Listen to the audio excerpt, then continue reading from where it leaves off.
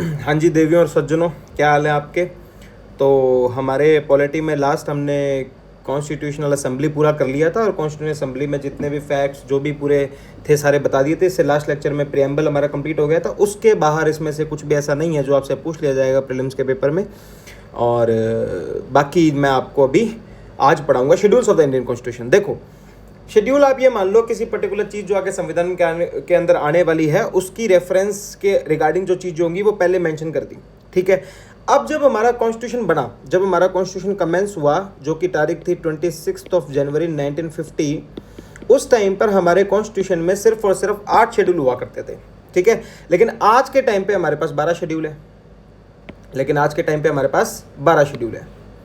इतना गुस्सा आता ना कभी कभी, छोड़ो। आज के टाइम पे हमारे पास 12 शेड्यूल है। बाद में जो 4 और ऐड हुए वो बाद में अमेंडमेंट्स के साथ ऐड किए गए थे, जैसे कि 9th, 10th, 11th and 12th। तो ये कुल मिला के हमारे पास टोटल आज के, अगर मैं संविधान की बात करूं तो 12 शेड्यूल्स हैं। हम लाइन बाय लाइन शेड्यूल को पढ़ेंगे। शेड्यूल के अंदर क्या लिखा हुआ, क्या मतलब है शेड्यूल का, क्या कहना चाहता है वो शेड्यूल, उसकी भावनाएं क्या हैं, उसकी भावनाओं तक हम पहुंचेंगे। तो पहले भाई फर्स्ट शेड्यूल की भावना तक पहुंचते हैं। क्या कहता है फर्स्ट शेड्यूल, देखते हैं, आ जाओ। चलो भाई, तो फर्स्ट शेड्यूल ये कहता है कि जो हमारा इंडिया है, ठीक है, इंडिया के अंदर हमारे स्टेट्स हैं और प्लस हमारी यूटीज़ है। इंडिया के अंदर हमारे क्या स्टेट्स हैं प्लस इंडिया के अंदर हमारी यूटीज़ हैं। ये जो स्टेट्स और यूटीज़ हमारे इंडिया के अंदर हैं, इन दोनों जगहों का, इन दोनों चीज़ों का नाम क्या होगा। कि भी पर्टिकुलर स्टेट का नाम राजस्थान है तो ये राजस्थान नाम है, तो ये लिखा हुआ है, ये नाम क्या होगा इनको बताना पड़ेगा, ठीक है। तो क्या नाम होगा, यूटी जो है उसका क्या नाम होगा। प्लस उन पर्टिकुलर स्टेट्स और यूटी जिनके भी मैं नाम लूंगा, जो भी जितने भी हमारे सारे राज्य और सारे केंद्र शासित प्रदेश यानी कि स्टेट्स एंड यूटीज हैं, उनकी बाउंड्री क्या होगी। तो किस पर्टिकुलर स्टेट का क्या नाम होगा और उसकी बाउंड्री कितनी होगी, किस पर्टिकुलर यूटी का नाम क्या होगा और उसकी बाउंड्री कितनी होगी, ये दोनों बात हमें फर्स्ट शेड्यूल में लिखी गई है। इसके अलावा फर्स्ट शेड्यूल में और कुछ भी नहीं है। तो क्या कि पर्टिकुलर स्टेट का क्या नाम होगा, पर्टिकुलर यूटी का क्या नाम होगा, प्लस पर्टिकुलर स्टेट और यूटी के नाम के साथ साथ उनकी बाउंड्रीज क्या होंगी। तो ये बात हमें फर्स्ट शेड्यूल में लिखी गई है। अब बात चलते हैं भाई सेकंड शेड्यूल पर। सेकंड शेड्यूल क्या कहता है देख लेते हैं। कुछ अच्छा ही कहता होगा, गलत तो क्यों कहता होगा भाई। देखो, जो हमारे कुछ एक नाम यहाँ पर दे दिए गए हैं जो कि सरकारी पद है, कुछ एक ऑफिशियल्स के नाम हमें दे दिए गए हैं। क्या दे दिए, ऑफिशियल्स। अब जिन भी ऑफिशियल्स के नाम हमें दिए गए हैं, चाहे वो स्टेट का हो चाहे वो सेंटर का हो, ठीक है, ये नाम अभी मैं आपको बताऊंगा। जो भी ऑफिशियल्स के हमें नाम दिए, चाहे वो स्टेट का ऑफिसर हो, चाहे वो सेंटर का ऑफिसर हो, चाहे वो पॉलिटिकल हो, कैसा भी पद हो, ठीक है, उन पदों के जो भी एमोल्यूमेंट्स हैं, प्लस जो भी उनको अलाउंसेस मिलते हैं,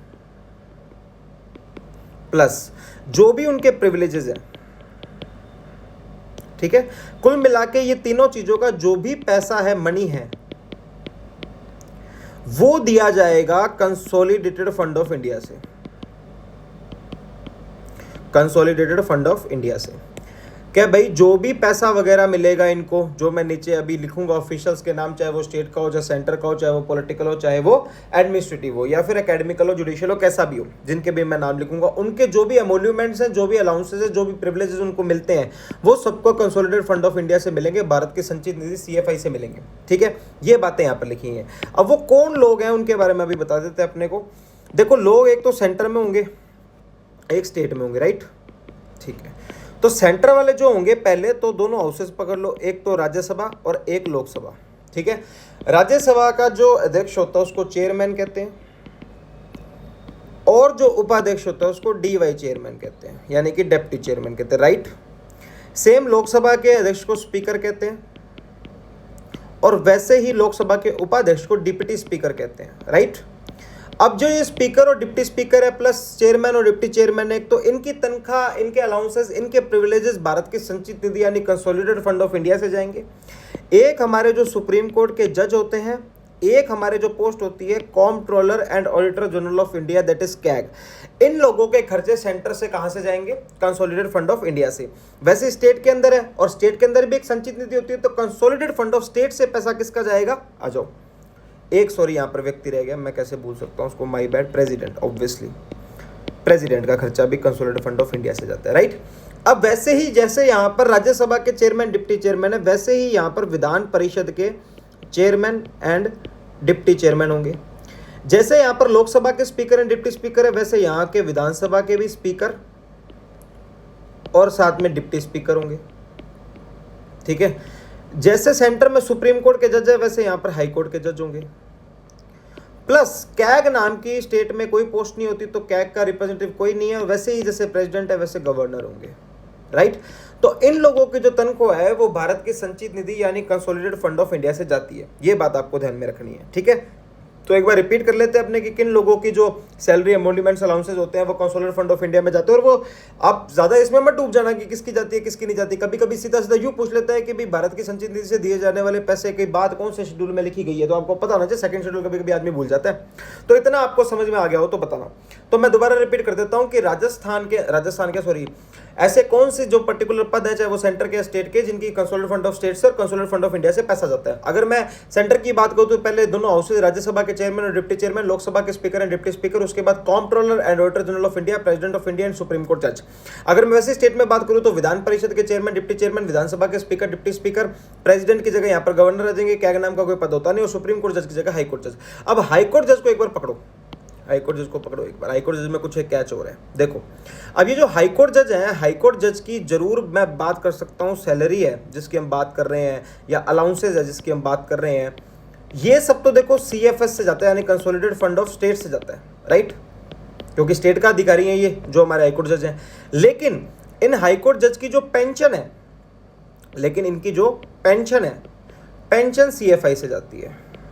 पेंशन सीएफआई यानी कंसोलिडेटेड फंड ऑफ इंडिया से जाती है। क्यों इसलिए जाती है? बिकॉज एक जो हाई कोर्ट के जज होते हैं, जैसे फॉर एग्जांपल ये हाई कोर्ट जज हैं कर्नाटका के, अब ये कभी भी नहीं होता कि कर्नाटका के जो हाई कोर्ट जज है वो लाइफ टाइम के लिए कर्नाटका के हाई कोर्ट जज रहेंगे। वो क्या पता कुछ समय बाद राजस्थान में चले जाए, चीफ जस्टिस बन के जा सकते हैं, हाई कोर्ट जज बन के जा सकते हैं, क्या पता मणिपुर चले जाए, मणिपुर में मन नहीं लगा क्या पता गोवा आ जाए, ठीक है। सारा सुप्रीम कोर्ट के कॉलेजियम और बेसिकली प्रेसिडेंट के हाथ में होता है, राइट। अब मान लो फॉर एग्जांपल वो पहले हाई कोर्ट जज कर्नाटका रहे, दूसरे नंबर पे वो रहे राजस्थान में, तीसरे नंबर पे रहे मणिपुर में, चौथे नंबर पे रहे गोवा ने। जब जब जहां थे तो जैसे मान लो कर्नाटका में थे तो कर्नाटका के कंसोलिडेटेड फंड ऑफ स्टेट से उनकी तनख्वाह मिल गई, राजस्थान में थे तो राजस्थान के कंसोलिडेटेड फंड ऑफ स्टेट से तनख्वाह मिल गई, मणिपुर के में से मिल गई और फिर गोवा में से मिल गई। लेकिन जब पेंशन की बारी आएगी तो पेंशन कौन देगा भाई? पेंशन कर्नाटका वालों को बोलोगे तो भाई हमारे तो क्या पहले पहले आए थे, बाद में गोवा से रिटायर हुए, गोवा से मांगो। गोवा के पास जाएंगे, गोवा कहता हमारे तो 10 ही दिन रुके, सबसे ज्यादा टाइम राजस्थान में रुके, राजस्थान से मांगो। तो आपस में स्टेट्स में झगड़ा ना हो कि जज साहब की पेंशन कौन देगा, इसलिए पेंशन दे दी जाती है कंसोलिडेटेड फंड ऑफ इंडिया से। ये बात आपको ध्यान में रखनी है, ये बहुत इंपॉर्टेंट बात है, ठीक है। तो मैं अपेक्षा करता हूँ आपको समझ में आ गया होगा कि भैया हमारे यहाँ पर जगह सेकंड शेड्यूल है जो कि ऑफिशियल्स की तनख्वाह के बारे में बताता है। एमोल्यूमेंट्स के कंसोलिडेटेड फंड से दिए जाएंगे। सेंटर के कुछ अधिकारी हैं, स्टेट के कुछ अधिकारी हैं, सेंटर के दोनों हाउसेस के अध्यक्ष हैं, सुप्रीम कोर्ट जज है, क्या गया प्रेसिडेंट है, वैसे गवर्नर है और हाई कोर्ट जज है, और दोनों स्टेट की जो बड़ी बड़ी लेजिस्लेचर है हमारे उनके अधिकारी हैं, इनको दिया जाता है। हाई कोर्ट के जो सैलरी है वो तो consolidated fund of India state से जाती है, लेकिन पेंशन जो है वो सीएफएस यानी सीएफआई यानी कंसोलिडेटेड फंड ऑफ इंडिया से जाती है। मुझे नहीं लगता यहाँ तक आपको किसी भी प्रकार की कोई दिक्कत होगी, राइट। चलो जी। और हाँ यार, अगर आप मेरे को बता देना आप किसकी मेरे को चाहिए एनोटेशंस, तो मेरे पास लिखी हुई पीडीएफ चाहिए तो मैं डाल दूंगा। मेरे को अभी किसी ने मांगी नहीं है तो मैं डाल नहीं रहा हूँ, वरना मुझे डालने में कोई दिक्कत नहीं है, मैं ये भी डाल दूंगा अगर किसी को चाहिए हो तो। जैसे ही अभी देखना शुरू करेंगे, और एक आध जो देखते हो उसको शेयर वेयर कर दिया करो यार, सबका भला हो जाएगा, ठीक है। तो मुझे यहाँ तक कोई दिक्कत हो तो भाई कमेंट में मेंशन कर देना, भाई शेड्यूल समझ नहीं आया क्या है, क्या बता के गया तो यहाँ पे। चलो कोई बात नहीं, आगे चले। तो आगे बात करते हैं हम थर्ड शेड्यूल के बारे में। भाई थर्ड शेड्यूल क्या कहता है? कुछ तो कहता ही होगा, अब आया है तो। चलो जी, देखो थर्ड शेड्यूल ये कहता है कि भी अगर मान लो फॉर एग्जांपल कोई ऐसे पोस्ट है, क्या है? पोस्ट है, ठीक है, पोस्ट है। अब वो पोस्ट पे बंदा पहुंचा तो पहुंचते ही सबसे पहला काम क्या करता है? ओथ करता है या फिर एफर्मेशन लेता है कि भी मैं इस पद के सामान्य में हमेशा सच्चा व्यक्ति रहूंगा, सबके हित की बात करूंगा, संविधान की किताब को बाउंड मानूंगा। होता है नहीं होता मुझे नहीं पता, पर बातें होती हैं, ओथ लेते हैं इस बात की, ठीक है। कुछ एक पोस्ट हमारे कॉन्स्टिट्यूशन में आती है जिनकी ओथ उनके आर्टिकल्स में स्पेसिफिकली मेंशन्ड है। Oath specifically mentioned in the articles. कुछ एक है ऐसे जिनकी ओथ उनके स्पेसिफिक आर्टिकल्स में मेंशन्ड है, राइट। लो भाई, अब ओथ जब स्पेसिफिक आर्टिकल्स में मेंशन्ड है तो उनकी तो ओथ वहीं देख लेंगे। फॉर एन एग्जांपल मैं ले लूं अगर आपको, तो आर्टिकल नंबर 159, आर्टिकल 159 ये आपको गवर्नर की ओथ के बारे में बता देता है, राइट। अब जैसे मुझे ये पता चल गया कि आर्टिकल 159 की गवर्नर की ओथ है, जब गवर्नर की ओथ की बात आएगी तो अपने सीधा ये देख लेंगे कि भी हाँ आर्टिकल 159 में दी हुई है। लेकिन बाकी जो थर्ड शेड्यूल में कुछ ओथ्स दी हुई हैं, उन सब की ओथ थर्ड शेड्यूल के फॉर्मेट के हिसाब से ही होंगी। अब थर्ड शेड्यूल में ओथ रेफॉर्मेशन की बात है, कुछ एक पॉलिटिकल पदों की या कुछ एक पदों की जिनके बारे में हम देखते हैं कि कौन कौन सी ओथ की बातें करते हैं। अब वैसे ही सेम यहाँ पर भी एक सेंटर की ओथ होगी और एक स्टेट की ओथ होगी। जैसे हमने लास्ट सेकंड शेड्यूल में तनख्वाह दी थी, सेंटर को दी थी, एक स्टेट को दी थी ना, वैसे यहाँ पर एक सेंटर की ओथ होगी, एक स्टेट की ओथ होगी। सेंटर में देखो सबसे पहले तो एक मेंबर ऑफ पार्लियामेंट जो होता है वो ओथ लेता है, राइट। अब आपसे पूछ ले कि मेंबर ऑफ पार्लियामेंट की ओथ कहाँ मेंशन है, तो आपको सीधा ये बोलना है भाई कहीं मेंशन नहीं है, थर्ड शेड्यूल में दे रखिए, थर्ड शेड्यूल के हिसाब से ही वो ओथ उठाएगा, ठीक है। अब मेंबर ऑफ पार्लियामेंट के बाद वो जब मंत्री अगर लग जाता है तो मंत्री की ओथ लेता है, ऑब्वियसली बात है। तो एमपी कैंडिडेट की ओथ लेगा या फिर मंत्री की ओथ लेगा कि भी मैं इस मंत्री के रूप में अपने कार्य के प्रति सेवारत रहूंगा।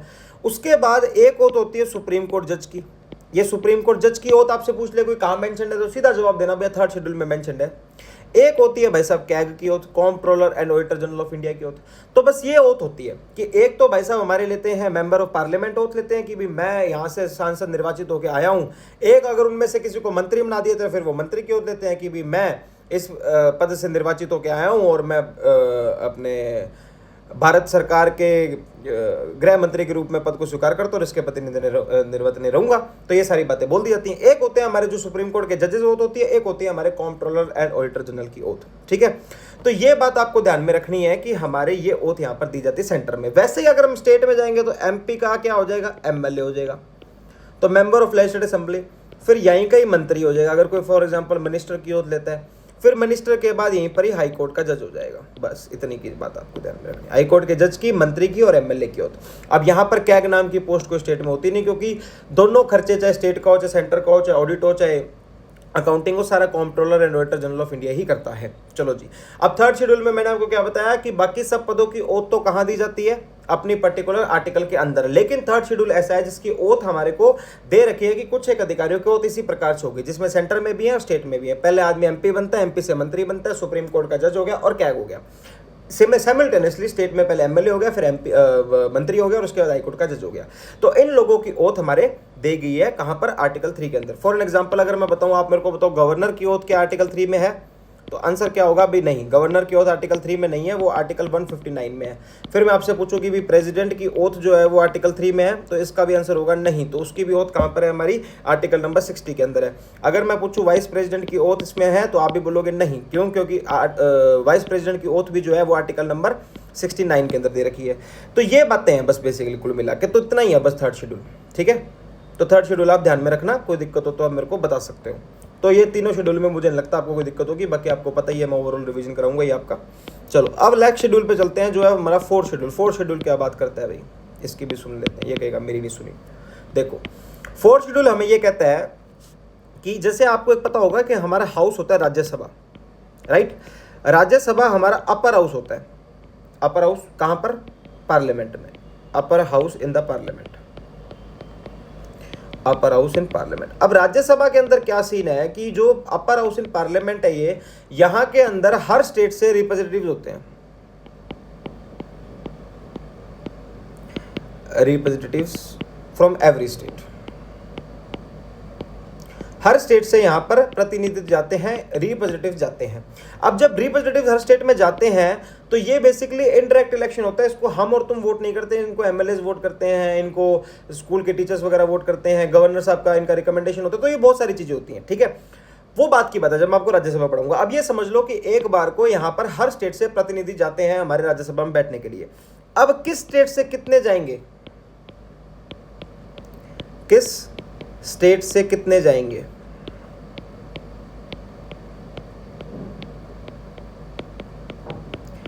ये किस स्टेट से कितने जाएंगे, ये बात लिखी हुई है फोर्थ शेड्यूल में। ये बात आपको ध्यान में रखनी है, ठीक है। तो फोर्थ शेड्यूल क्या कहता है, फोर्थ शेड्यूल ये कहता है कि राज्यसभा के अंदर एलोकेशन ऑफ सीट्स करना, ठीक है, फ्रॉम एवरी स्टेट और यूटीसी। मैं इसको लिख भी देता हूं, allocation of seats in Rajya Sabha for states and UTs, ठीक है। तो ये बात है बस। तो फोर्थ शेड्यूल भी आपको समझ में आ गया। आगे बढ़ते हैं। फोर्थ शेड्यूल में ज़्यादा कुछ नहीं है, बस कि भाई जो भी राज्यसभा से सीटें होंगी वो किस राज्य के अंदर कितनी होगी वो बात कहाँ लिखी गई है हमारे, वो फोर्थ शेड्यूल में बात लिखी गई है, या किस यूटी में कितनी होगी वो बात भी फोर्थ शेड्यूल में लिखी गई है। ठीक है, चलो फिफ्थ की बात करते हैं। फिफ्थ शेड्यूल क्या कहते हैं, फिफ्थ भी कुछ अच्छी बात ही करता होगा, डालने हैं तो संविधान में। देखो भाई, अब हमारे यहाँ पर क्या है कि कुछ एक शेड्यूल एरियाज हैं और शेड्यूल ट्राइब्स हैं। Schedule areas and schedule tribes, ठीक है। तो हमारे यहां पर कुछ एक शेड्यूल एरियाज और शेड्यूल ट्राइब्स हैं। अब इन शेड्यूल एरियाज और शेड्यूल ट्राइब्स के एडमिनिस्ट्रेशन एंड कंट्रोल के लिए फोर्थ शेड्यूल बात करता है कि अगर मान लो इन्हीं शेड्यूल एरियाज का और इन्हीं शेड्यूल ट्राइब्स का कोई एडमिनिस्ट्रेशन करना है या कंट्रोल लेना है किसी भी तरीके से किसी भी पावर का, उसके रिगार्डिंग जो प्रोविजंस हैं वो यहां मेंशन्ड है। तो भाई फिफ्थ शेड्यूल क्या कहता है कि provisions regarding to administration and control of schedule areas and schedule tribes mentioned in the fourth schedule, allocation of seats in Rajya Sabha from states and UTs mentioned in the third schedule, fourth schedule, और उसके बाद oath और affirmations of the particular members are mentioned in the third schedule. उसके बाद भाई अपने emoluments, privileges and allowances which to be get to the particular persons are mentioned in the second schedule, and first schedule name and boundaries of the states and union territories. तो ये आपको ध्यान में आ गया होगा। चलते हैं नीचे। एक बात और, सॉरी आई एम सॉरी, इसके अंदर टोटल 10 स्टेट्स है जो कि शेड्यूल एरियाज और शेड्यूल ट्राइब्स में डाले हैं। ये बात आपको ध्यान में रखनी है। मैं राजस्थान से हूं तो मैं राजस्थान का बता सकता हूं कि राजस्थान इसके अंदर है। जो भी आरपीएससी की तैयारी करता है कोई, तो आपको पता होना चाहिए कि Rajasthan is mention in the SC ST of schedule 5th of constitution of India. चलिए आगे चलते हैं, अगले शेड्यूल की बात करते हैं। देखो भाई, अब हमारा अगला शेड्यूल आता है सिक्स शेड्यूल। सिक्स शेड्यूल क्या कहते हैं, देखो अब एक हमारे यहां पर आप वर्ड याद कर लो, AMTM।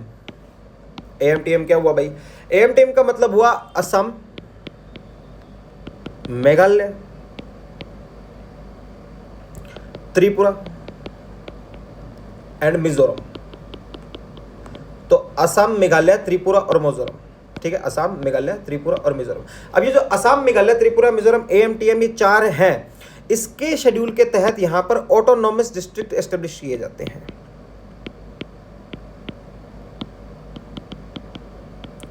Districts are established. Autonomous समझते हो, स्वशासित, जो अपनी मर्जी से चलते हैं, अपनी मर्जी से। तो आपको ज्यादा से ज्यादा बस ये पूछेगा कि which of the following state is not the part of that six schedule of the constitution of India. AMTM आपको असम के साथ साथ कोई मान लो सिक्किम दे देगा, सिक्किम नहीं देगा तो मेघालय दे देगा, ठीक है, मेघालय तो है, मणिपुर दे देगा। तो ये आपको ध्यान में रखना है, ठीक है। तो सिक्स शेड्यूल हमारा AMTM, असम, मेघालय, त्रिपुरा, मिजोरम, जो कि हमारे ऑटोनोमस डिस्ट्रिक्ट एस्टेब्लिश होते हैं। कौन से शेड्यूल के तहत होते हैं, सिक्स शेड्यूल के तहत यहाँ पर किए जाते हैं। मुझे नहीं लगता इसमें आपको कोई दिक्कत होगी, ठीक है। अब थोड़ा सा एक इंपॉर्टेंट शेड्यूल आता है, बहुत ही वैसे तो दुख का कारण है ये, सॉरी अगला शेड्यूल दुख का कारण है, ये तो इजी कारण है, ये भी दुख का कारण ही है। देखो अब हमारे यहाँ पर एक तो सेंटर की सरकार होती है जिसको हम कहते हैं पार्लियामेंट, राइट। एक हमारे पास स्टेट की सरकार होती है जिसको कहते हैं स्टेट लेजिस्लेचर। अब पार्लियामेंट जो है वो तो सेंटर के लॉज बनाती है ना, जो सेंटर की एप्लीकेबल होते हैं। स्टेट जो है वो स्टेट लॉज बनाती है जो स्टेट के ऊपर एप्लीकेबल होते हैं। इतना तो अपने को बेसिकली पता है, ठीक है। अब अब पार्लियामेंट तो सेंटर के लॉज बनाती है, कभी कभी स्टेट के बनाती है। अब ऐसे कुछ मैटर्स होते हैं, सब मैटर्स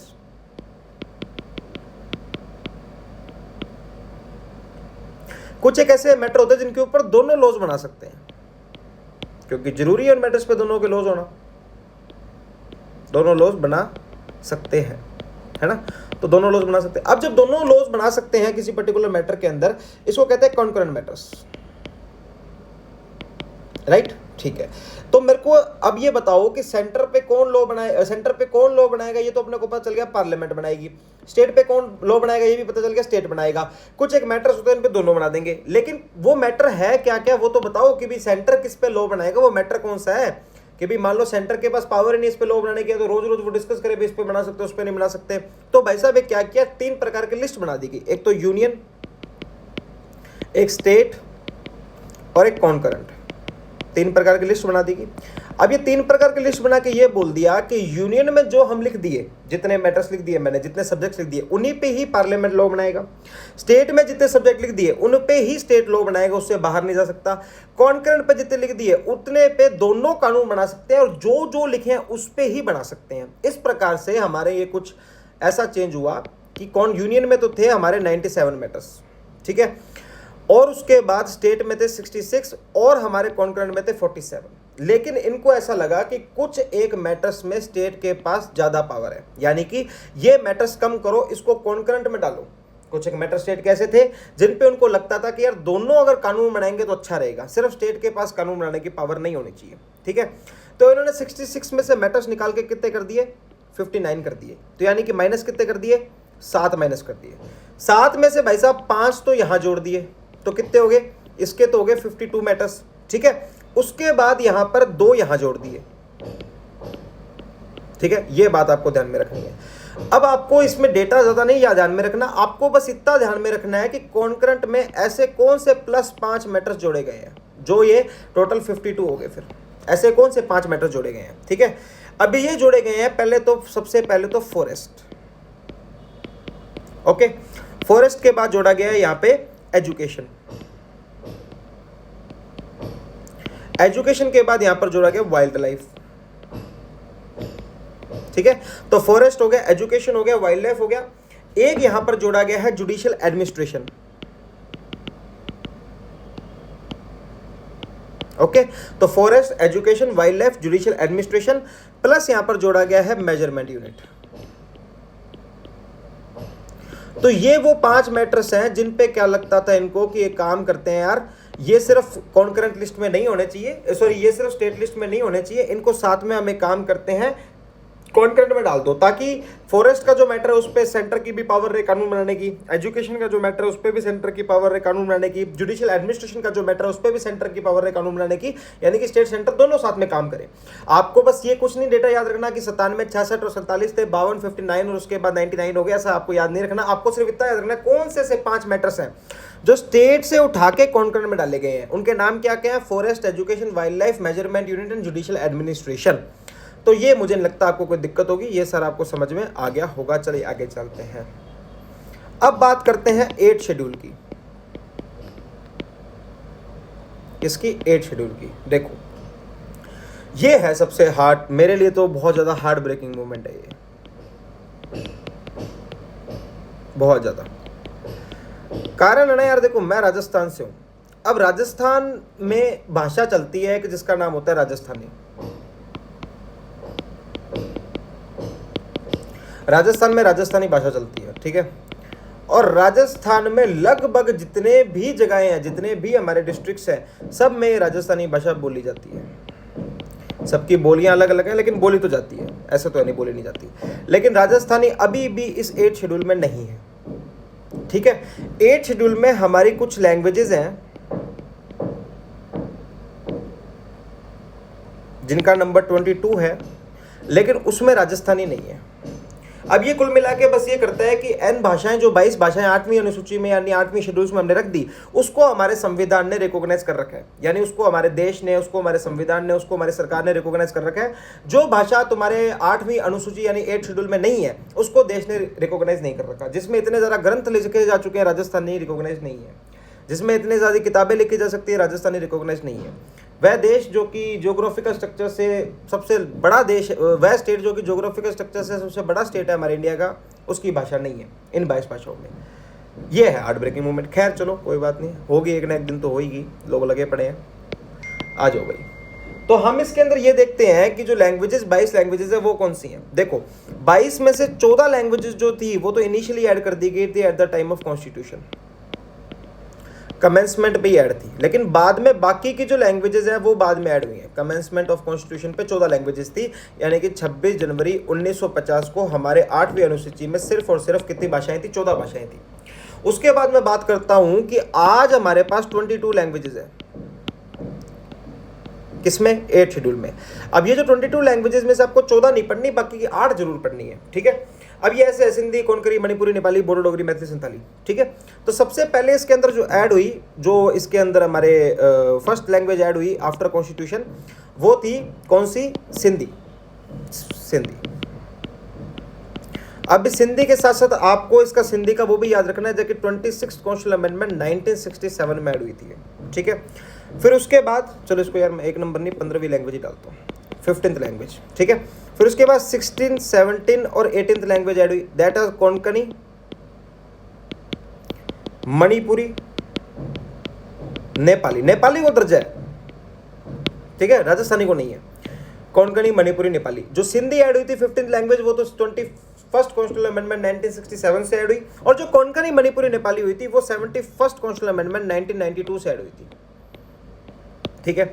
अब उसके बाद चलते हैं 19, 20, 21 और 22, दैट आर बोडो, डोगरी, मैथिली और संथाली। तो ये भाषाएं ऐड की गई, बोडो, डोगरी, मैथिली, संथाली, बोडो, डोगरी, मैथिली, संथाली, ठीक है। अब ये बोडो, डोगरी, मैथिली, संथाली करी गई, इनको किया गया था 92nd कॉन्स्टिट्यूशन अमेंडमेंट 2003 से। किससे? 92nd constitution amendment 2003।